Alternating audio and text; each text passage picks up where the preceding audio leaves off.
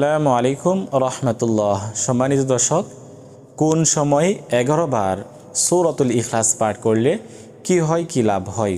হ্যাঁ, সাথে সাথে আপনারা ফলাফল যদি পেতে চান তাহলে আপনাকে ওই সময় এই আমলটি করতে হবে।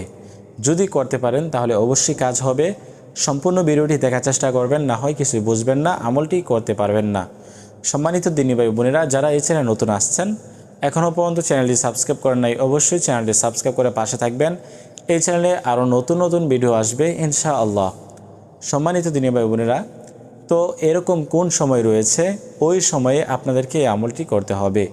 সেজন্য আপনাদেরকে আগে জানতে হবে যে এই আমলটি কোন সময় করতে হবে।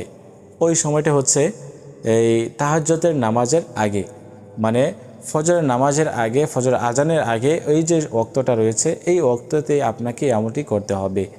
সেজন্য আপনাকে তাহাজ্জুদের নামাজ আদায় করতে হবে এবং এই আমলটি করতে হবে। তো প্রথমে আপনাদেরকে কি করতে হবে? আমলটি করার জন্য নামাজ আদায় করবেন। তারপরে আপনারা এই 2 রাকাত নফল নামাজ আদায় করে তারপরে আপনারা বসে প্রথমে 3 বার ইস্তিগফার পাঠ করবেন, আস্তাগফিরুল্লাহ আস্তাগফিরুল্লাহ আস্তাগফিরুল্লাহ। তারপরে 3 বার দুরূদ শরীফ পাঠ করবেন, যেই দুরূদ শরীফ আমরা নামাজের মধ্যে পড়ে থাকি, দুরূদে ইব্রাহিম। আল্লাহুম্মা সাল্লি আলা মুহাম্মাদ ওয়া আলা আলি মুহাম্মাদ কামা সাল্লাইতা আলা ইব্রাহিম ওয়া আলা আলি ইব্রাহিম ইন্নাকা হামিদুম মাজিদ।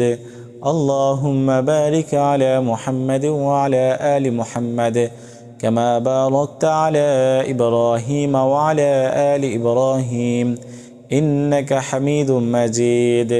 দুরূদ শরীফ 3 বার পাঠ করবেন। তারপরে আপনারা এই সূরাতুল ইখলাস 11 বার পাঠ করতে হবে গনে গনে। আউযু বিল্লাহ বিসমিল্লাহ শহীদ সূরাতুল ইখলাস 11 বার পাঠ করতে হবে।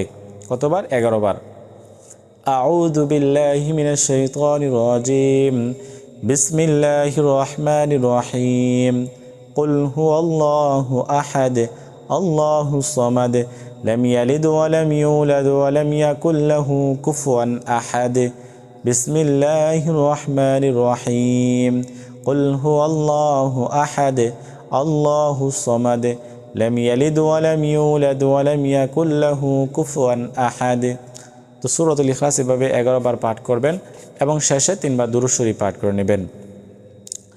যদি আপনারা ওই সময় এভাবে আমলটি করতে পারেন, কী লাভ হবে? আল্লাহ তাআলা আপনাদের মনের যত আশা আছে আশা পূরণ করে দিবেন এবং আপনি যেই কারণে আমলটি করবেন ওই কারণ আল্লাহ তাআলা সমাধান করে দিবেন। হ্যাঁ, আপনি যে কোনো জরুরতে, যে কোনো সমস্যায় এই আমলটি করলে ওই সমস্যা আল্লাহ তাআলা সমাধান করে দিবেন। আপনার রিজিকের অভাব দূর করবেন, আপনার বিয়ে শাদী হচ্ছে না, বিয়ে শাদী হবে, আপনার টাকা পয়সার সমস্যা, আপনার ঋণের মধ্যে রয়েছেন বা আপনি ঝামেলার মধ্যে পড়ে আছেন, এই আমলটি করলে আল্লাহ তাআলা আপনাকে সকল ধরনের সব কিছু থেকে আল্লাহ তাআলা আপনাদেরকে মুক্তি দান করবেন এবং সমস্যার সমাধান করে দিবেন। তো আজকের মতো এই পর্যন্তই। আল্লাহ হাফেজ।